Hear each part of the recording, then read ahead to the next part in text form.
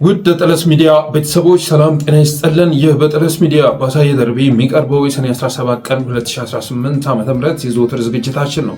በዛሬው ዝግጅታችን ልዩ ልዩ መረጃዎችን፣ ወቅታዊ ጉዳዮችን፣ ዕለታዊ ፖለቲካ አጀንዳዎችን ወደ እናንተ የምናደርስ ይሆናል። ስለዚህ ጠለስ ሚዲያን ሰብስክራይብ በማድረግ ሜምበር በመሆን እስከ ፕሮግራማችን ፍጻሜ ድረስ አብራችሁ ትቆዩ ዘንድ በአክብሮት ተጋብዛለሁ። የጠለስ ሚዲያ ሪኮመንዴሽን ኢምፕሬሽን እንዲጨምር የደወል ምልክቷን በመጫን ላይክ፣ ኮሜንት በማድረግ ሚዲያችሁን አበረታቱ ብዬ በቀጥታ ወደ ዕለቱ ፕሮግራም አልፋለሁ።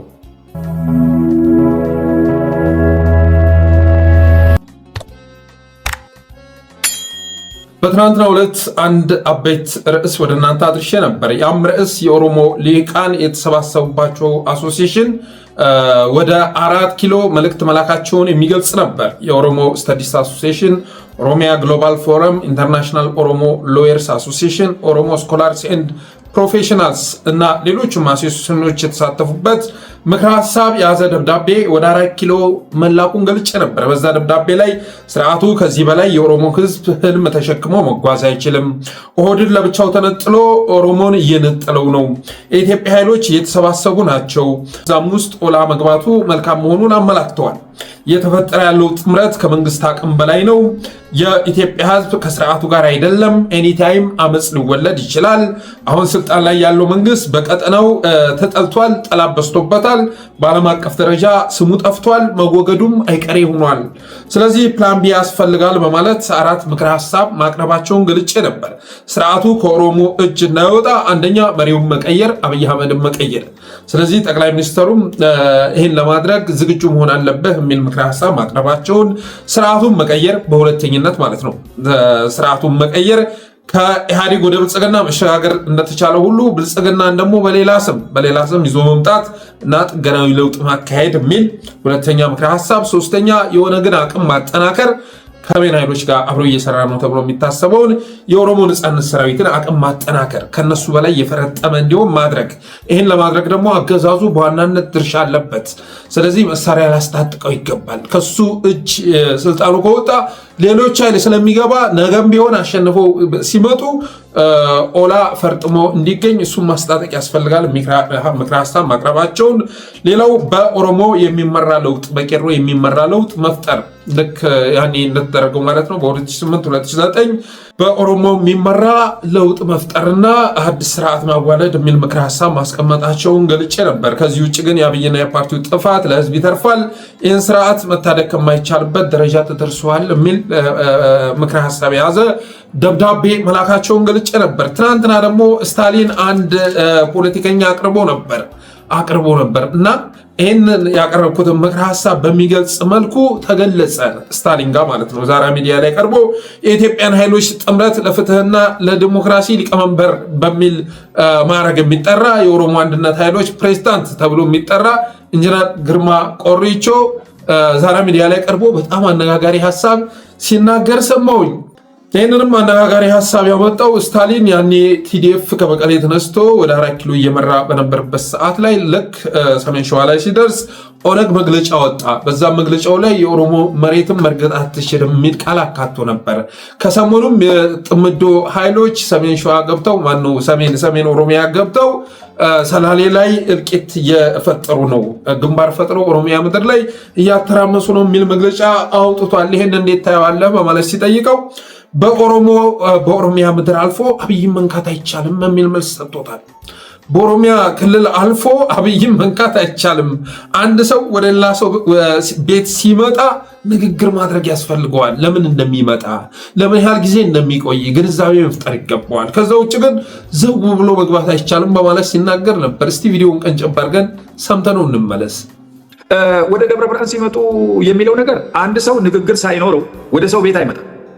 እንደው ከአንድ ግለሰብ ስንጀምር አንድ ሰው ወደ ሰው ቤት ሲመጣ እኔ በምኖርበት አውሮፓ ማለት ነው ደውለው አሳውቀ የምትመጣበትን ምክንያት ነግረ ከዛ በኋላ በዚህ ሰዓት እጠብቃለሁ ቢቻል ሻይና ቡና አዘጋጅቼ እጠብቃለሁ ተባብሎ ነው ሰው ወደ ሰው የሚመጣ።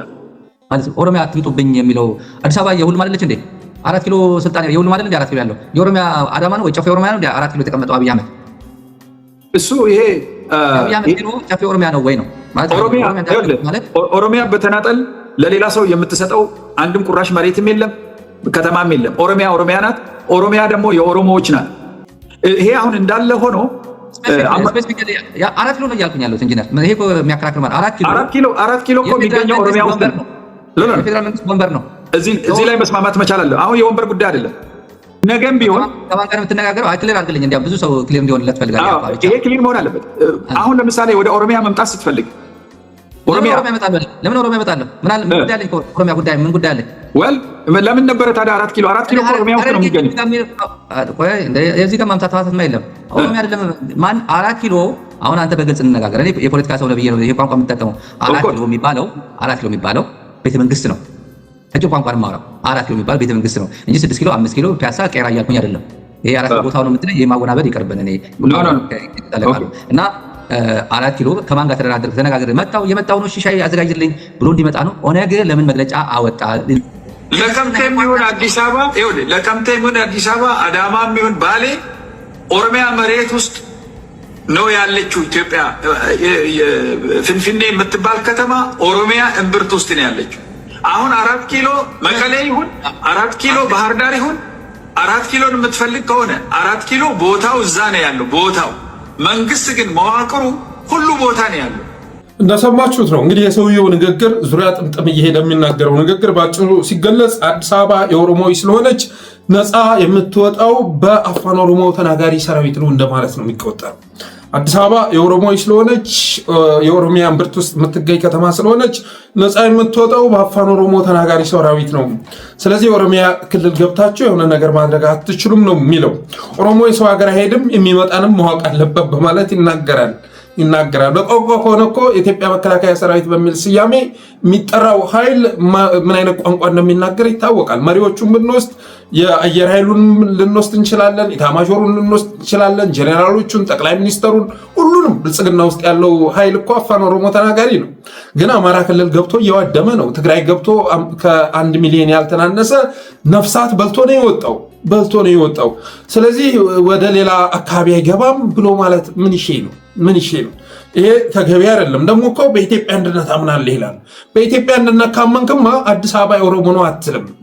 በኢትዮጵያ አንድነት የምታመን ከሆነ አዲስ አበባ ቀርቶ ሌላውም ቢሆን የኢትዮጵያን ነው ብለህ ማመን ነበረብህ። ስለዚህ መንግስት ማፍረስ ከፈለግ ክልል ላይ በርታ በማለት ስታሊንን ይመክረዋል። ጠቡ እኮ መቀሌ ላይ ባለው መንግስትና 4 ኪሎ ላይ ባለው መንግስት መካከል ነው አይደለም? መካከል ነው። ስለዚህ ቦሌ ላይ ያለው እንደፈለገ መቀሌ እየሄደ እየደበደበ እንዲመለስ፣ አንተ ግን ወደ 4 ኪሎ መምጣት ስታስብ ግን የኢትዮጵያ ኃይሎች ጥምረት ለፍትህና ለዲሞክራሲ የኦሮሞ አንድነት ኃይሎችን ማስፈቀድ አለብህ ማለት ነው። ኦፌኮን ማስፈቀድ አለብህ ማለት ነው። ዳውድ ኢብሳን፣ መራራ ጉዲናን ማስፈቀድ ያስፈልጋል ማለት ነው። ስለዚህ በእኛ በኩል ካልሆነ በስተቀር በቀጥታ መተህ 4 ኪሎ ያለውን መንግስት ልትናካ አትችልም በማለት ነው ሲናገር የምትሰሙት። ስለዚህ ይሄ ኃይል የብልጽግና ጠባቂ የሆነ ኃይል ነው ማለት ነው። የብልጽግና ጠባቂ ነው። በአጭር ቋንቋ የኢትዮጵያ ኃይሎች ጥምረት ለፍትህና ለዲሞክራሲ በብልጽግና የተደራጀ ብልጽግናን የሚጠብቅ ኃይል ነው። ብልጽግና ለክፉ ጊዜ ብሎ ያዘጋጁ ኃይል መሆኑ መታወቅ አለበት። በነገራችን ላይ አብዛኞቹ የኦሮሞ ፖለቲከኞች በጣም እንደምታስቧቸው አይደሉም። ተነጋግረው መሰረታዊ በሆኑ ነገሮች ላይ መግባባት ላይ ደርሰው ግን በተለያየ ዘርፍ የተሰለፉ ናቸው። በተለያየ ዘርፍ ሌላውን ተውና ጀዋር መሐመድ አሁን ላይ እያደረገ ያለው እንቅስቃሴ እኔ ኢትዮጵያን የመታደግ ነው ብዬ አልወስደውም። ስርዓት የመታደግ እንቅስቃሴ ውስጥ እንዳለ እረዳለሁ። ብዙ ጊዜ ፕሮግራም ስሰራ ሰሜን ላይ ስላሉ ነገሮች ብቻ ጠበቅ አድርጌ የምሰራው ሌላውንም አብሬ ከፍ ማድረግ የማልፈልገው አስተሳሰባቸው ስለሚገባኝ ነው። ነገም ቢሆን ችግር መፍጠራቸው እንደማይቀር ስለምረዳ ነው። ይህ ስርዓት ለኦሮሞ ሕዝብ አያስፈልግም ብለው ወደ ትግል ሲገቡ የገቡበትን ምክንያት መረዳት ያስፈልጋል። ከኦህዴድ ጋር የሚያለያያቸው ነገር ምንድን ነው የሚለውን ነገር መገንዘብ ያስፈልጋል። በተለይ ደግሞ ስልጣንን በተመለከተ ያላቸው አተያይ ግልጽ ነው። ስለዚህ ከነዚህ ኃይሎች ጋር አብሮ ለመስራት ሲታሰብ ጥንቃቄ ያስፈልጋል። ሌላውን ተውትና ኦላም ቢሆን ነገ ላይ ተመሳሳይ አይነት አፍራሽ አስተሳሰብ ይዞ እንደሚመጣ ጥርጥር የለውም። በምንም መልኩ ቢሆን ከኛ እጅ ስልጣን መውጣት የለበትም ብለው የሚያስቡ ናቸው። እነሱ እጅ ስልጣን መቆየቱ አይደለም ችግሩ። ስልጣን ሲይዙ ደግሞ የሚጠቀሙበት ዓላማ ነው። እኩልነት የሚባለው ነገር ማይመቻቸው ሌሎቹን አህዳውያን ሲሉ ትሰሟቸው አላችሁ። ግን አህዳዊነት አስተሳሰብ እያቀነቀነ ያለው ማን ነው? በአዲስ አበባ በተለያዩ ቦታዎች ላይ በግዳጅ እኔን ቋንቋ ካልተማርክ እያለ ግብ የገጠመው ማን ነው? ማን ነው? አማራ ጋር እንደዚህ አይነት አስተሳሰብ አለ እንዴ? በታሪክ የለም። አህዳዊ አስተሳሰብ የምታገኘው እነሱ ጋር ነው። የመሰልቀጥ ጉዳይ በስፋት የሚቀረቀረው እነሱ ጋር ነው። ስልጣን ከኛ እጅ መውጣት የለበትም ይለዋል። በእኩልነት አስተዳደር ስትለው ግን እኩልነት ይጨንቀዋል። ኦህዴድ እኮ አንዳንድ ጊዜ ተገዶ ነው የሆነን አካል ከመጥቀም ባለፈ የሆነን አካል ሲዋድም የምታየው መውደሙ ራሱ ተቀባይነትን እንደሚያመጣለት እንደሚያስገኝለት ስለሚረዳ ነው። ስለዚህ ይህን ነገር መገምገም ያስፈልጋል። እንግዲህ የኢትዮጵያ ኃይሎች ጥምረት ለፍትህና ለዲሞክራሲ አላቅም እነማን እንዳሉበትም ሰውየው መናገር አልፈለገም። ከአገው ጋር የሆነ ከቅማንት የሆነች ነገር መዞ ከደቡብ ክልል የሚሆኑ 1-2 ሰው አሰባስቦ ምናምን ፕላን ቢ ብለው ምክረ ሀሳብ እንዳስቀመጡት ሁሉ ለፕላን ቢ የተዘጋጀ ኃይል መሆኑን ትረዳላችሁ። ግን እንደዚህ ያለው ኃይል ወደ ስልጣን የሚመጣ ከሆነ ኦህዴድን ለምን ትታገለዋለህ? የኦህዴድን አስተሳሰብ በጥፍ የሚያንቀነቅን በጥፍ የሚያንጸባርቅ ኃይል 4 ኪሎ ላይ ያለው አስተሳሰብ እንኳ በአውሮፕላን መተካልሆነ በስተቀር የኦሮሚያ ምድር ረግጠህ አታልፍም የሚል ኃይል ይሄ ከብልጽግና በላይ የበለጸገ መሆኑን መረዳት ያስፈልጋል። በአውሮፕላንም ቢሆን ተራምደህ እንደምታረግ አርግ፣ የኦሮሚያ ምድር ግን አትረግጥም በማለት ሲናገር አንደበቱን ቅም የማይለው ሰው ጋር አብሮ ለመስራት ማሰብ እብደት ነው። እዚህ ኃይል ጋር አብራችሁ የምትሰሩ አማራዎች ካላችሁ የምር ለውጥ እናመጣለን ብላችሁ ኢትዮጵያንም ጭምር ማለት ነው ራሳችሁን ልትመለከቱ ይገባል። ይህን ስራ ለምን ትታገሉታላችሁ? አስተሳሰቡን እኮ እንዳለ ወርሶታል። ፋኖ ከሌሎች ኃይሎች ጋር አብሮ ለመስራት ሲያስብ በኢትዮጵያ ጉዳይ ላይ መግባባት ላይ መድረስ አለበት። በአዲስ አበባ ጉዳይ ላይ መግባባት ላይ መድረስ አለበት። አዲስ አበባ ላይ መግባባት የሌለው የኦሮሞ ኃይል ጋር አብረህ የምትሰራ ከሆነ ምንም ትርጉም የለውም አባቴ። ዛሬ ተለይቶ ቢሄድ ይሻላል። ነገ ትግል እኩሌታ ላይ ሸምጥቶ ከሚጓዝ ዛሬ ተለይቶ ቢወጣ ይሻላል። አዲስ አበባ የኢትዮጵያውያን ዋና ከተማ ነች። አዲስ አበባ ኢትዮጵያን ያስተሳሰረች ከተማ ነች። ኢትዮጵያ ታስፈልገናለች በሚለው ጉዳይ ላይ አትሊስት መግባባት ላይ ካልተደረሰ ዛሬም ፊንፊኔ እያለ ከጎን ቁጭ ብሎ ስብሰባ ላይ የሚሳተፍ ከሆነ ከዚህ ኃይል ጋር አብሮ መስራት አይቻልም። ቢያንስ ይህን አስተሳሰቡን ጥሎ መምጣት አለበት እላለሁ።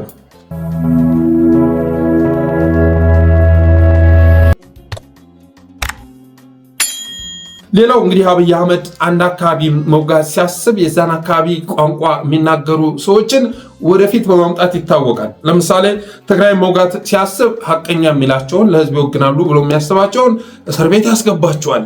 ወስላቶቹን ጥቅመኞቹን ደግሞ በፋና በኢቲቪ በኢዚያ ስቱዲዮ ውስጥ እየመጡ ከፊት እንዲታዩ ያደርጋቸዋል። ተንታኝ አድርጎ ያቀርባቸዋል። እና ትግረኛ ተናጋሪ ተንታኞች፣ ጄኔራሎች፣ አመራሮች፣ ባለሀብቶች ወደፊት እያመጣ ሲጠቀምባቸው ታያላችሁ። አማራ መውደም ሲፈልግ እነ መስከረም አበራን አስሮ ጥቅመኞቹን ከፊት ሲያመጣ ታያላችሁ። እነ ክርስቲያንን አስሮ እነ ጌትነት አለማውን እነ ሲሳይ አውግቸውን እስር ቤት አስገብቶ እነ ዳምጠው ተሰማን እነ አባይ ዘውዱን አስሮ እነ ቶማስ ጃጃውን ሲያሰማራ ታወታላችሁ። እንደዛ ነው። አማራዎችን ማውደም ሲፈልግ ከፊት ያመጣቸዋል ማለት ነው። የአማራ ጄኔራሎችን ከፊት ያመጣል። የአማራ ፖለቲከኞችን ከፊት ያደርጋል። ትግራይንም መውጋት ሲፈልግ እንደዛ ነው የሚያደርገው። ከሰሞኑም ብዙ ስቱዲዮዎችን አይታችሁ ከሆነ አገዛዙን ስቱዲዮዎች አይታችሁ ከሆነ ትግረኛ ተናጋሪዎች ናቸው የሚተነትኑት። ጸረ ትግራይ አቋም የሚያቀነቅነው በእነሱ አንደበት ሆኗል። ዛሬም ዓመታዊ የብሔራዊ ደህንነት ኮንፈረንስ ሲካሄድ እነ ጌታቸው ረዳን ከፊት አስቀምጧቸዋል፣ ተናጋሪ አድርጓቸዋል። እነ አለምሸት ደግፌና የብልጽግና ጄኔራሎችን ሰብስበው የህወሓትን እንቅስቃሴ አስረድተዋል። እነ ጌታቸው ረዳ ጄኔራል አለምሸት ደግፌ ህወሓት ለጦርነት እየተዘጋጀ ነው ብሏል። ተጣምረው እየመጡ ነው ብሏል። የውጭና የውስጥ ኃይሎችን አሰባስቦ ሰፊ ዝግጅት እያደረገ ነው በማለት ተናግሯል። ዝግጅቱም አለቀ እኮ ዝግጅቱም አለቀ። ይልቅ ምክክሩን ብታራዝሙት ጥሩ ነው። ወደፊት ያሰባችኋቸውን ፕሮግራሞች ብታሰቡባቸው ጥሩ ነው እንጂ ዝግጅቱማ ከተጠናቀቀ ቆየ እኮ። የምን ዝግጅት እያደረገ ነው ብሎ መግለጽ ነው። እሱን ስቴጅማ ካለፉት ቆይተዋል። ህዝብ አልባ ደጀን አልባ ወታደር አልባ በሆናችሁበት ሰዓት የተቆጣ ህዝብ አሰልፈው እየመጡ ነው። አማራና ትግራይ ህዝብ ባለፉት 7 ዓመታት በተፈጸመበት ግፍ ተቆጥቷል። ያንን የተቆጣ ህዝብ አሰልፈው በተመሳሳይ መልኩ አፋር የጦርነት ቀጠና ያደረጋችሁት አንድ ጊዜ ጁንታ እያላችሁት ስታታኩሱት ትቆያላችሁ። ከዛ ጁንታ ያላችሁትን ደግሞ ሀራ መሬት አስገብታችሁ ማሰልጠኛ ካምፕ አድርጋችሁታል። ስለዚህ የተቆጣው የሰሜን ህዝብ መሪዎቹን ተከትሎ ሊመጣ ሳምንታት ነው የቀረው። ዝግጅቱ ካለቀ ቆይቷል። ትግራይና አማራ ላይ የድሮን ፕሮፓጋንዳ ለመስራት ፈቃደኛ ያልሆኑ 36 የአሚኮ ሰራተኞች መልቀቃቸውን ሰምተናል። እየመጣ ያለውን ነገር ተረድተው እንደገና ጁንታው የሚለውን ትርክት አነብንቡ ሲባሉ እኛ ወደኋላ እንመለስም፣ ጽንፈኛው ጁንታው እያልን መቀባጠር አንችልም ብለው ሙሉቀን ሰጥዬ ያንን ስምሪት የሰጣቸው 36 የአሚኮ ሰራተኞች ከስራ መልቀቃቸውን ሰምተናል። ሙሉቀን ሰጥዬ ማለት ጊዜ ስመጣ የምንፋረደው ሰው ነው። አሚኮን ኦኤምኤን ያደረገ ኧረ ኦኤምኤንም በዚህ ሚዲያ ልክ አማራውን ጎርቷል ብሎ ማለት አይቻልም። ሙሉቀን ሰጥዬ የመጨረሻ የብልጽግና ተላላኪ ሆኖ የኦህዴድ ተላላኪ ሆኖ እንዴት እንደሚፈራ ልነግራችሁ አልችልም። የባዕድን አመራሮች እንዴት እንደሚፈሩት፣ ምክንያቱም የኦህዴድ ቀኝ እጅ መሆኑን ይረዳሉ። ሰላይ ጆሮ ጠቢ መሆኑን ይረዳሉ። እና ሙሉቀን ሰጥዬ ያለው ክብር ባህር ዳር ላይ በአመራሩ ያለው ክብር ከአረጋ ከበደ ቢበልጥ እንጂ የሚያንስ አይደለም የሚል መረጃ ደርሶናል። ይሁንና ግን ያን የተለመደ ፕሮፓጋንዳ ነብንቡ ሲባሉ በፍጹም እኛ ይህን ማድረግ አንፈልግም ብለው 36 የአሚኮ ሰራተኞች መልቀቃቸውን ሰምተናል። በአዲስ አበባ የምትኖሩ አማራዎችና ተጋሮች የህቡ አደረጃጀት መመስረት አለባችሁ። ራሳችሁን የምትጠብቁበት ነገ እና አብይ አህመድ ከውጭ ሰሜኖቹ መምጣት ሲጀምሩ ውስጥ ያለውን ከማጽዳት አይመለሱም እና ይሄ ነገር ተራ ፕሮፓጋንዳ መስሏችሁ ባታልፉት ጥሩ ነው። ነገ የጭንቅ ጊዜው ሲደርስ መራወጡ ጠቃሚ አይደለም። ስለዚህ ማሸሽ ያለባችሁን ማሸሽ፣ ራሳችሁን የምትጠብቁበት የህቡ አደረጃጀት ማደራጀት ያስፈልጋል። ለአብይ አህመድ የኦሮሞ ህዝብ የሁቱ ሚሊሻ የማድረግ እቅድ አላቸው። ስለዚህ ያንን ህልማቸውን ለማሳካት ደግሞ ኮሬ ነገኛ፣ ጋቸና፣ ሴርና፣ አባ ቶርቤ ምናምን በሚል ስያሜ አደራጅተውታል። በዙሪያቸው ያለውን ህዝብ አደራጅተውታል። አዲስ አበባ ያለን ህንፃ አከፋፍለው ጨርሰዋል። ይህንን እንትና ትወስዳላችሁ። ምትፎቅ ጊዜ ከመጣ የኦሮሞ ህዝብ ራስን ትጠብቃለህ፣ ከተማህን ትጠብቃለህ የሚል ኦሪንቴሽን ሰጥተዋል። ስለዚህ ጠባቂ አልባ መሆናችሁን ተረድታችሁ በሰፈር ደረጃ እንኳን አትሊስት ራሳችሁን የምትጠብቁበት የምትከላከሉበት ህቡ አደረጃጀቶችን መስራት ያስፈልጋል። በኦሮሚያ የምትኖሩ ባለሀብቶች ሀብታችሁን ቦታ ማስያዝ ተገቢ ነው። ሀብታችሁን ሁሉንም እንቁላሎቻችሁን በአንድ ቅርጫት ውስጥ አታስቀምጡ። ዛሬ ይጀመር ነገ ይጀመር የሚታወቅ ነገር የለም። ግን በቅርቡ በጣም አዳዲስ ነገር እንደሚከሰት እርግጠኛ ሆኜ እነግራችኋለሁ። የአዳዲስ ነገር ደግሞ አጸፋ ይዞ ይመጣል። ኦህዴድ መንጋ ነው አስተሳሰቡ፣ መንጋነት የተጠናወተው ስርዓት ነው። ስለዚህ ነገሮች ከቁጥጥር ውጭ ሲወጡ እንዳልበላ ከጀርባ ብሎ እናንተን የማስበላት ስራ ስለሚሰራ መዘጋጀት ያስፈልጋል። ብልጽግና በአራቱም ቀጠና ሙሉ ኃይሉን አስገብቶ ተራራውን በሞርታር እያረሰው ቢሆንም አማራ ክልል ማለት ነው፣ በጎጃም፣ በጎንደር፣ በወሎ፣ በሸዋ ያለውን ኃይል አስገብቶ ተራራውን በሞርታር እያረሰው ቢሆንም ቲዲኤፍ ወደ አምባሰል ሲያመራ ዘሎ ፈጠጋርን የሚቆጣጠር ኤሊት ፎርስ ሸዋ ላይ ተከማችቷል። ይህንን ብልጽግና የሚያውቀው መረጃ ስለሆነ ነው የምነግራችሁ፣ ሚስጥር እየወጣው አይደለም። ጀኔራል መግበይ ወልዲያና ሀራ ሲገባ ጀኔራል ተፈራ ደግሞ የራሱ ስምሪት ማለት ነው። እና አብይ አህመድ ጦር ይመጣል ብሎ የሚያስበው ከቆቦ ነው፣ ከትግራይ ነው ይመጣል ብሎ የሚያስበው። ጀርባው ላይ ግን ተሰባስቦ ቁጭ ብሏል። ለዛም ነው ዝግጅት ማድረግ ያስፈልጋል ለሚል መረጃ ወደ እናንተ ለማድረስ የወደድኩት። ከአራቱም ቀጠና የተውጣጣ ባለፉት 7 ዓመታት ከባድ የሆነ የውጊያ ልምድ ያዳበረ ብልጽግና እንደውም ባለፉት ፕሮፓጋንዳ ሲሰራበት ነበር። ከትግራይም የመጣለ ብሎ በድሮን መጥቷቸው እያለ ሲያወራ ነበር። ከትግራይ የመጣ ባይኖርም ግን ከአራቱም የአማራ ቀጠናዎች የተውጣጣ ኤሊት ፎርስ ዝግጁ ሆኖ ተቀምጧል። ስለዚህ ነገ በሁሉም አቅጣጫ ፊሽካው ሲነፋ ብልጽግና የሚጨብጠው ሲያጣ ህዝቡ ተገልብጦ ላይ ሳይወጣብኝ በፊት በሌላ ህዝብ ላስበላው ብሎ ማሰቡ ስለማይቀር ለዛ ዝግጅት ማድረግ ያስፈልጋል። የብልጽግና ድሮኖችም መፍትሄ እንደተቀመጠላቸው ዘዴ እንደተዘየደላቸው ሰምተናል። አብይ አህመድ የሚኩራራበት ጀት የሚኩራራበት ድሮኖችም እልባት እንደተሰጣቸው የደረሰ መረጃ ያመለክታል። ያም በቅርብ ጊዜ የሚገለጽ ነው የሚሆነው። በቅርብ ጊዜ ውስጥ ብዙ ነገሮች ይገለባበጣሉ፣ ብዙ ነገሮች ይቀያየራሉ። ብቻ የነገ ሰው ይበለን።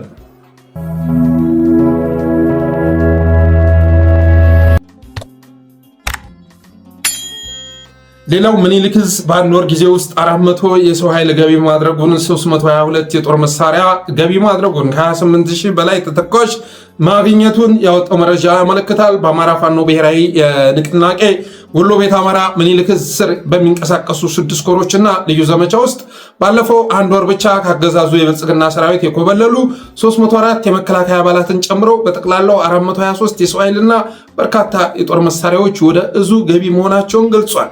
ከሰኔ 1 ቀን 2018 ዓ.ም ጀምሮ በተጠናቀረው የኦፕሬሽንና የደህንነት ሪፖርት መሰረት በየኮሮቹ የተገኘው ዝርዝር መረጃ እንደሚያሳየው ወደ ማዕከሉ ገቢ ከሆኑት የጦር መሳሪያዎች መካከል 299 የተለያዩ የክላሽንኮቭ አይነቶች፣ 10 ዶጅ ክላሽ፣ 7 ስናይፐር፣ 3 ስናይፓቶ፣ 1 ብሬን፣ 1 M14 እና 1 ቃታ መሳሪያ በድምሩ 322 የቡድንና የነፍስ ወከፍ መሳሪያዎች እንደሚገኙበት እዙ ያወጣው መረጃ ያመለክታል። ስለዚህ ወሎ ምኒልክ ላይ የታወጀው ሰፊ የሆነ ዘመቻ ፍሬ አለማፍራቱን እንደውም ከሚጠበቀው ውጤት በተቃራኒ የሆነ ጉዳት ማድረሱን እዙ ያወጣው መረጃ ያመለክታል። ሌላው 7ኛ ቀኑን በያዘው የደጋ ዳሞት ዘመቻ ሻለቃ ዝናቡ ከ2 ዓመት በፊት ያሳየንን ድል እየደገመው መሆኑን የጠለስ ምንጮች ገልጸዋል። 7ኛ ቀኑን ይዟል። በነገራችን ላይ 7ኛ ቀኑን ዛሬ ከስፍራው የደረሰ መረጃ የሚያመለክተው ግን የአገዛዙ ሰራዊት እየተለበለበ መሆኑን የሚገልጽ ነው። ግማሹ ፈራርሶ ወደ ኋላ ሲሸሽ፣ ግማሹ ግን ተከቦ ከባድ ጉዳት እያስተናገደ መሆኑን ሰምተናል። ምናልባትም እስከ ማታ ባለው ጊዜ ወይም ነገ በፎቶ በቪዲዮ የተደገፈ የድል ዜና ከአካባቢው ይመጣል የሚል እምነት አለኝ። ቢዛሞ ክፍለ ጦርን ለማፈን የተንቀሳቀሰው የብልጽግና ታጣቂ ባለፈው እንግዲህ ቢዛሞ ክፍለ ጦር ማለት አንድ ጄኔራል 3 ኮሎኔሎችን ከነ ሙሉ ኮንቮዩ ውጦ ያስቀረው መሆኑን አትረሱትም። ስለዚህ ቢዛሞ ክፍለ ጦርን ለማፈን የተንቀሳቀሰው የብልጽግና ታጣቂ መውጫ ቀዳዳ ማጣቱን ሰምተናል። ህዝቡ ራሱ ክፍለ ጦር ሆኖበታል ይላል የደረሰ መረጃ። ምክንያቱም ቢዛሞ ክፍለ ጦር ተመታ ማለት ህዝቡ አበቃለት ማለት ነው። ህዝቡ አበቃለት። ቢዛሞ ክፍለ ጦር ወደ ትግል ከገባ ጊዜ አንስቶ ነው ወለጋ ላይ እልቂት የቆመው። ቢዛሞ በተመታ ማግስት ወለጋ ላይ ማጽዳት ስራ እንደሚሰሩ ህዝቡ ይረዳል። ስለዚህ እያንዳንዱ ህዝብ ወታደር ነው ተብሎ ሊገለጽ የሚችል ነው። ስለዚህ ወደ አካባቢ ያመራው ኃይል በህዝቡም ጭምር ከባድ ዋጋ እየከፈለ መሆኑን ሰምተናል። ያልተኮሰው መሳሪያ ባይኖርም አዋጊዎችም ጭምር በመቁሰላቸው የተነሳ ወደ ስፍራው ሄሊኮፕተር መላኩን በምስል የተደገፈ መረጃ ደርሶናል። ያልተኮሰው መሳሪያ ባይኖርም አዋጊዎቹ ጭምር እየቆሰሉ በመሆናቸው የተነሳ አዋጊዎቹን ለማንሳት ሄሊኮፕተር መላኩን ሰምተናል።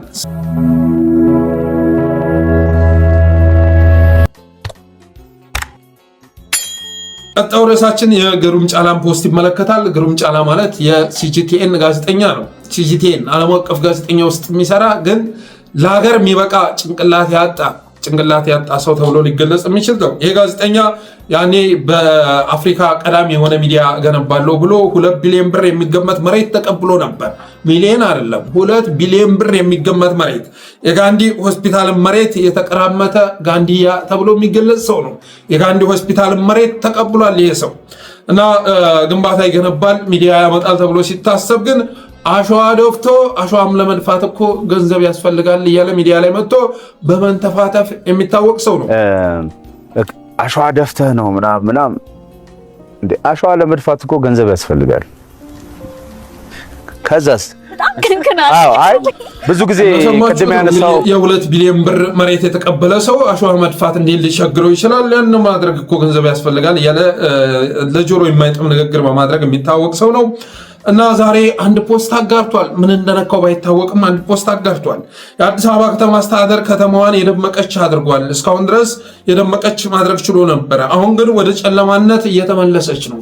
ወደ ጨለማነት ዘመኗ እየተመለሰች ነው። መብራቶች ስለተቃጠሉ ከእንደገና ገዝቶ ከተማዋን የማብለጭለጭ ስራ መሰራት አለበት በማለት አስተያየቱን ሰጥቷል። እንግዲህ የአብይ አህመድ ልማቶች በአጠቃላይ እድሜ የላቸውም። ከ1 ዓመት ከ2 ዓመት በኋላ የተሰቀለው ብልጭልጭ እየተቃጠለም እያረጀም መጨለም ይጀምራል። ከአሁኑ አዲስ አበባ በተለያዩ ቦታዎች ላይ በጨለማ እየተዋጠች ትገኛለች። ስለዚህ እንደገና የተቃጠሉትን በመቀየር ህዝቡ ከተማዋን የማብለጭለጭ ስራ እንዲሰራ ትዕዛዝ ሊሰጠው ይገባል። ከተማችን እየበዘዘች ነው በማለት አሳሳቢ ጥያቄ ሲያነሳት ሰምቷል። ኢትዮጵያ ውስጥ ስንት የሚያሳስብ ነገር ባለበት አዲስ አበባ ላይ ህንፃዎቹ ላይ የነበሩ እነዛ ብልጭ ድርግም የሚሉ መብራቶች እየከሰሙ ናቸው። እንደገና የማብለጭለጭ ስራ ይሰራ በማለት አስተያየት ሰጥቷል። ይህ አስተያየት ግን በቀላል የሚታይ አይመስለኝም። በቀላል የሚታይ አይመስለኝም። ብልጽግና እንደዚች አይነት ጥቃቅን አስተያየት እንኳን መስማት የሚፈልግ ስብስብ አይደለም። በሁሉም ነገር ምስጋና የሚፈልግ ፓርቲ መሆኑ ይታወቃል። ምንም አይነት ድክመቱን የሚነግረው ኃይል አይፈልግም። ይሄ እንኳን እንደ ድክመት የሚቆጠር አይደለም። እኔ እንደ ድክመት የምቆጥረው 24 ሰዓት ይህንን ነገር እንደ ቁም ነገር ቆጥሮ መብራት ሲሰቅሉ መዋል ማደሩን ነው እንደ ድክመት የምቆጥረው። ይህን ነገር ከተውት እንደውም ብልጽግናዎች አደጉ ብዬ ማሰብ እጀምራለሁ። ፋውንቴን በየቦታው እንትን እያደረጉ ቧንቧ ዘግተው ውሃ ወደ ሰማይ እየረጩ በሱ በሁሉም ቦታ ላይ ህዝብን ለማስደሰት መሞከር የከንቱ ነው።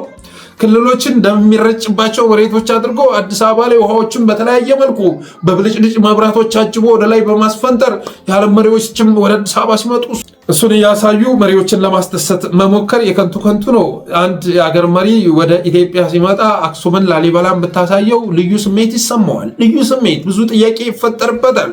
አብይ አህመድ ግን የህንዱን ጠቅላይ ሚኒስትር ጨምሮ ፋውንቴን ነበር ሲያስጎበኛቸው የነበረው። ስለዚህ ከዛ አስተሳሰብ መውጣት ከቻሉ እኔ እያደጉ ናቸው ብዬ አስባለሁ። የሆነ ሆኖ ግን ግሩም ጫላ ይሄን አስተያየት ሰጥቷል። በተረፈ የአብይ ፕሮጀክት የሆነ ሰዓት ላይ ሙሉ በሙሉ የሚከስሙ ናቸው፣ ሁሉም ማለት ነው። ፋውንቴኖቹን ልትወስዱ ትችላላችሁ፣ መብራቱን ልትመለከቱ ትችላላችሁ። አብዛኞቹ ነገሮች የሆነ ሰዓት ላይ ሙሉ ለሙሉ የሚከስሙ ናቸው። ስሙን ሊያስጠሩ ቀርቶ በየዓመቱ የሚቀየሩ ናቸው። በየዓመቱ የማትቀይራቸው ከሆነ ግን አዲስ አበባ ወደ ትናንት ተቀይራ ታገኛታለህ ማለት ነው።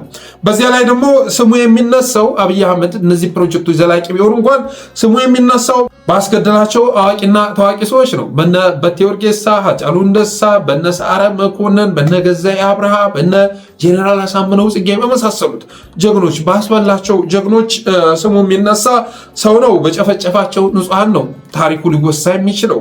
ባፈራረሳት ሀገር ባስተፈረው ዳር ድንበር ነው አብይ አህመድ ስሙ ሊነሳ የሚችለው። ባደህየው ህዝብ ኢትዮጵያውያንን የነበራቸውን ተስፋ አጨልሞ ባደህየው ህዝብ ስሙ ሲነሳ የሚኖር መሪ ነው። እንኳን ዘላቂ ያልሆኑ ፕሮጀክቶችን ገንብቶ ይቅርና ዘላቂ እንኳ ፕሮጀክቶችን መስራት ቢችል አብይ አህመድ የሚታሰበው ባስገነባቸው ሪዞርቶች አይደለም፣ በጅምላ መቃብሮቹ ነው ሊታሰብ የሚችለው። በተረፈ አብይ ከስልጣን በወረደ ማግስት የሚታተሙ መጽሐፍቶችን አይናችሁን ጨፈን አድርጓችሁ አስቧቸው እስኪ። ይህ ህዝብ እኮ አባቴ ከወደቀ በኋላ የወደቀ ግንድ ምስጢር ይበዛበታል እንደሚባለው እንኳን እንደ አብይ አህመድ ያለ ብስባሽ የሆነ ስራ ሲመራ የነበረ ሰው ይቅርና እነመለስም ሲወርቁ በምን አይነት መልኩ እንደተከሰተ ምትረሱት አይደለም። ወዳው እንባውን ፍጭ ካደረገ በኋላ ወደ ሌሎች እንቅስቃሴ ነው ሲገባ ያየ ነው አይደል? የመለስ ተፋሰስ በሚል ስያሜ የተሰየሙ ታፔላዎችን ሲገለጥል ያየ ነው። በአንድ ወቅት የመለስ ዜናዊ ፎቶ አዲስ አበባን አጥለቅልቆ ነበር፣ መላው ኢትዮጵያን አጥለቅልቆ ነበር። ተራራ ላይ ስትወጡ የምታገኙት የመለስን ፎቶ ነበር። እነዛ ባነሮች ሲቀድ እንደታየ ሁሉ ከዛ የባሰ ስርዓት ሲመራ የነበረው ስርዓትም ተብሎ ሊገለጽ የሚችል አይደለም። ስርዓት የለሽ ስርዓት አልባ ስርዓት ነው አብይ ሲመራ የነበረው። ስለዚህ አብይ ከስልጣን በተነሳ ማግስት የሚጻፉ መጽሐፍቶችን ስታስቡ አንድ እንኳን አዎንታዊ ነገር ሊኖራቸው እንደማይችል መገመት የሚከብድ አይደለም።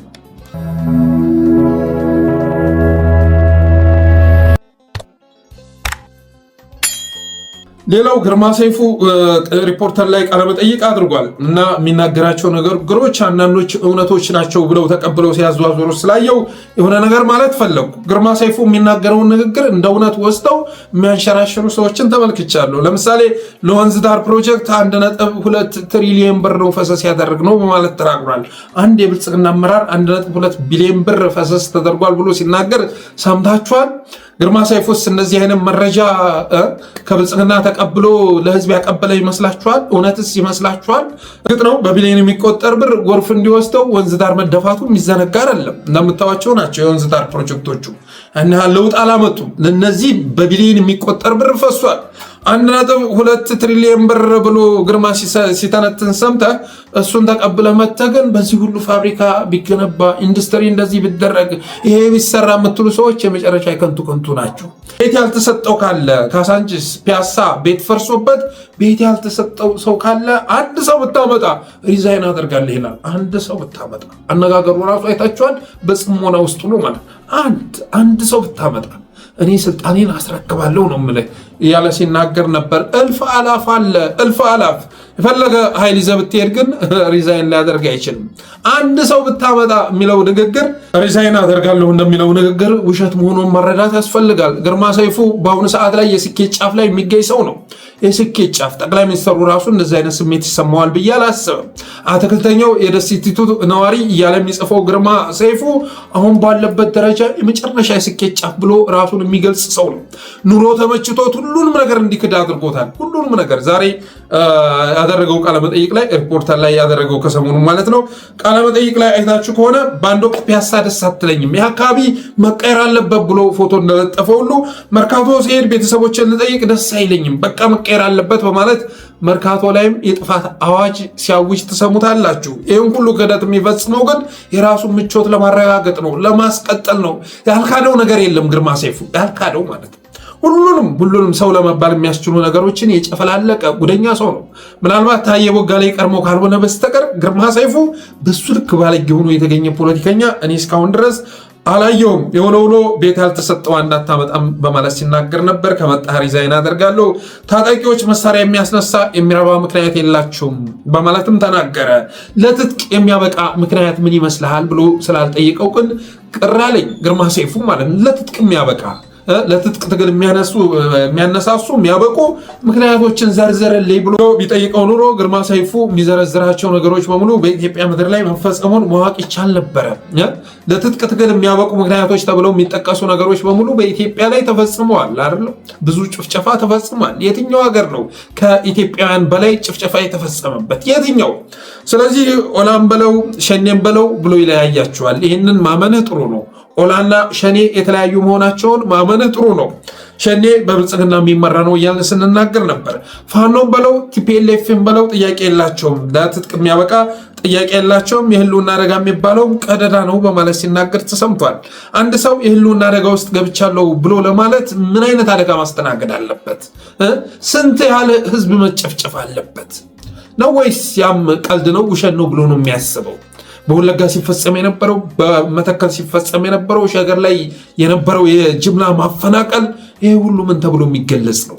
ምን ተብሎ የሚገለጽ ነው? ትናንትና በአርሲ በተለያዩ ቦታዎች በሻሸመኔ የሁሉ ጭፍጨፋ ሲፈጸም ሃጫሉ ተገደለ ሲባል የብሶት ማብረጃ የሚደረገው አማራ ነው። ጀዋር መሐመድ የሆነ ነገር ሆነ ሲባል ጥቃት የሚፈጸመው አማራ ላይ ነበር አይደለም? ሽመልስ አብዲሳ ብስጭት በተሰማው ቁጥር አማራዎችን ጨፍጭፉ የሚል ትዕዛዝ ነበር ሲሰጥ የነበረው። እንደዛ ነው። ልክ ብርጭቆ ጠረጴዛ ላይ ያለ ብርጭቆ ወርውረህ ሰብረህ ብስጭትህን እንደምታበርድ ሁሉ አማራን አንገት መቅላት የብስጭት ማብረጃ መንገድ ሁሉ ተደርጎ ነበር እኮ። አዲስ አበባ ላይ በየቦታው እየተጓፈፈ እስር ቤት የሚገባው አማራ ነበር። የትግራዩን ጦርነት ገትተው አምጥተው ላይ ከጣሉት በኋላ አሸክመው የመጣውን ኃይል በወታደር ምን መክተው ስላልሆነ በራስህ ዱላ ይዘህ ወጥተህ ተከላከል፣ የማረከውን መሳሪያ እንድትወስድ ፈቅጄልሃለሁ ካሉት በኋላ የክትክታ ዱላ ይዞ ወጥቶ በወቅቱ ጌታቸው ረዳ ጭምር ሲጽፍ ነበር። ህዝብ አታስጨርሱ፣ በዱላ መክት እያላችሁ እያስረገፋችሁት ነው በማለት ሲጽፍ ነበር። እንደዛ አድርጎ የህልውና አደጋውን ከቀለበሰ በኋላ የፌዴራል መንግስቱ ልዩ ኃይሉን እበትናለሁ፣ ፋኖን ትጥቅ ቀማለሁ ብሎ መጣ። እንዴት ይሆናል? ህወሓት ትጥቅ ባልፈታበት ሁኔታ፣ ትናንት ያጣሉን ነገሮች በንግግር ባልተፈቱበት ሁኔታ፣ ፕሪቶሪያ ላይ ምን እንደመከራችሁ ሳላረጋግጥ ሳላውቅ እንዴት ይሄን አደርጋለሁ? አላማራው ከዚህ በላይ አሳማኝ የትግል ምክንያት አለ እንዴ? ከዚህ በላይ አሳማኝ የትግል ምክንያት አለ? ያኔ አማራ ያቀረበው ጥያቄ ተሰምቶ ቢሆን ኖሮ አንደኛ አማራ ክልል ላይ ያለው ውጊያ አሁን ላይ ሊኖር አይችልም ነበር። ሁለተኛ ለሌላ ዙር ጦርነት ትግራይን መከታገት እያልክ ስትዘጋጅ አትገኝም ነበር። የሆነ ሆኖ ግን ከግርማ ሰይፉ አንደበት መልካም ነገር ስለማይጠበቅ የተናገረው ነገር አስገራሚ አይደለም። እስኪ ለማንኛውም ቀንጨብ አድርገን ሰምተነው እንመለስ። የሚረባ ኮዝ የላቸውም። በነገራችን ላይ እንደዚህ ማሽሞንሙን እንዳይመስል መሳሪያ የሚያስነሳ የሚረባ ኮዝ የላቸውም። ዝም ብሎ የህልውና አደጋ አለብኝ ያለ ሁሉ የህልውና አደጋ አለበት ብዬ አላስብም። አንዳቸውም ማለት ኦላ ሸኔ በል ህወሓት ኮዝ አላት የመበጥበጥ የፌዴራል መንግስት ናፍቆት ምናምን አለ። እቺም የፌዴራል መንግስት ስልጣን ናፍቆት የትግራይ ልጆችን የማስጨረስ ኮዝ ሊሆን ይችላል እንጂ የትግራይ ህዝብን የመጨረስ ዓላማ ያለው መንግስትም ህዝብም ያለ አይመስለኝም ኢትዮጵያ ውስጥ። እኔ በግሌ የለኝም። ስለዚህ ምንም እንደዚህ አይነት ኮዝ ለመጨራረስ የሚያስችል ኮዝ አላቸው መሳሪያ ለማንሳት ብዬ አስቤያለሁ። የሚያገለግሉት መንግስት በልማት ውስጥ የማይጎዳ ሰው አለ ብለን ሙሉ የማገለግለው ህዝብ ነው ያለው። መንግስት ህዝብ እንዴት አለ? መንግስት ህዝብ አይደለም። መንግስት አንድ ስትራክቸር ነው። የማገለግለው ህዝብ ከማን የተቀዳ ነው? መንግስት በህዝብ የተመረጠ ነው። ታዲያ እኮ ስለዚህ ህዝብ ማለት አይደለም ማገለግለው በዘመናዊ የሀገረ መንግስት ስርዓት ውስጥ መንግስት ማለት አንድ ናቸው አይደለም። በቃ አንድ ከሆኑ የማገለግለው ህዝብ ነው። አንድ የተፈናቀለ ሰው ካመጣ በኢየሱስ ስም እስካሁን ቤት ያልተሰጣቸው ሰዎች አንድ አታመጣም ካለ ይዘህ መምጣትና ይሄው እዚህ ወንበር ላይ ያለው አስተናግድሃለሁ። ከዛ ፐብሊክሊ ሚዲያ እያየ ይቅርታ ጠይቀሃል። ከፈለክ ሪዛይን አደርጋለሁ። አንድ ማስረጃ ካመጣ አንድ እንደሰማችሁት ነው። እኔ የማገለግለው መንግስትን ሳይሆን ህዝብ ነው ብሎ ሲዋሽ ተሰምታላችሁ። በዚች አንድ ቃለ መጠይቅ ውስጥ የዋሸው ውሸት ለወንዝ ዳር ፕሮጀክት 1.2 ትሪሊዮን ብር ቤት ያልተሰጠው እንዳታመጣም ታጣቂዎች መሳሪያ የሚያስነሳ የሚረባ ምክንያት የላቸውም። እኔ የማገለግለው መንግስትን ሳይሆን ህዝብ ነው። የኢትዮጵያ ኢኮኖሚ አስማተኛ ኢኮኖሚ ነው በማለት ሲናገር ተሰምቷል። የኢትዮጵያ ኢኮኖሚ አስማተኛ ኢኮኖሚ ነው። የሌሎች ሀገራትን ኢኮኖሚ አጥንታ ነው ይህን ንግግር ያደረግከው። ምስራቅ አፍሪካ ላይ አንዳንድ ሀገሮች ላይ ብትሄድ የዛሬ 10 ዓመት ሲኖሩ የነበሩትን ኑሮ ዛሬ እየኖሩ ታገኘዋለህ። ኢትዮጵያ ውስጥ ግን ያለው ህዝብ የዛሬ ዓመት ሲኖር የነበረውን ኑሮ አሁን ላይ አያገኘውም። ገቢው ባለበት ነው፣ ወጪው ግን በየጊዜው እየጨመረ ይገኛል። እና ከዚህ በላይ ኢኮኖሚው እንዴት እንዲንኮታኮት እንደፈለገ አልገባኝም። አብይ አህመድ እነ ግርማ ሰይፉ አብይን ተከትለው ወደ ስልጣን ሲመጡ $1 ዋጋ ስንት ነበር? ዛሬ ስንት ነው? ያን ነዳጅ ዋጋ ያኔ ስንት ነበር? ዛሬ ስንት ነው? ሁሉ ነገር እኮ ያልጨመረ ነገር የለም። የሆነ ሆኖ ግን የኢትዮጵያ ኢኮኖሚ አስማተኛ ኢኮኖሚ ነው በማለት ትግል የሚያካሂዱ ኃይሎች የትግል ምክንያት የላቸውም በማለት ሲናገር ተሰምቷል። በተረፈ ግን የፍትህ ጊዜ ሲመጣ ልንፋረዳቸው ከሚገቡ ሰዎች መካከል አንዱ ግርማ ሰይፉ ነው ብዬ አስባለሁ። እነ ዳንኤል ክብረት፣ እነ ግርማ ሰይፉ፣ እነ ግሩም ጫላ፣ እነ ፈይሳ ሌሊሳ፣ እነ ታየ ቦጋለ፣ እነ መስፍን ፈይሳ የመሳሰሉ ትርክርኮች ነገ የፍትህ ቀን ሲመጣ ተጠያቂ መሆናቸው የሚቀር አይደለም። በጣም ብዙ ሄት ስፒች ያስተላለፉ በመሆናቸው የተነሳ ለህዝብ ያላቸውን ንቀት በግልጽ ያሳዩ በመሆናቸው የተነሳ አንድ የብአዴን አመራር፣ አንድ የወድድ አመራር በእነሱ ልክ እርቃኑን ቆሞ ህዝብ ላይ ሲዘባበት አልታየም።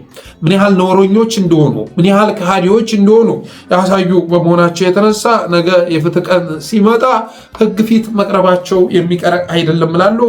በተረፈ አብራችሁ ስለቆያችሁ አመሰግናለሁ። የጠለስ ሚዲያ ሜምበር ሰብስክራይበር በመሆን የደወል ምልክቷን በመጫን ላይክ፣ ኮሜንት በማድረግ አስተያየታችሁን በመስጠት አስተያየት ስትሰጡ ሪኮመንዴሽኑም ስለሚጨምር አስተያየታችሁን በመስጠት ላይክ፣ ሼር በማድረግ ሚዲያችሁን አበረታቱ ብዬ ዛሬ ዝግጅቴን ቋጫለሁ።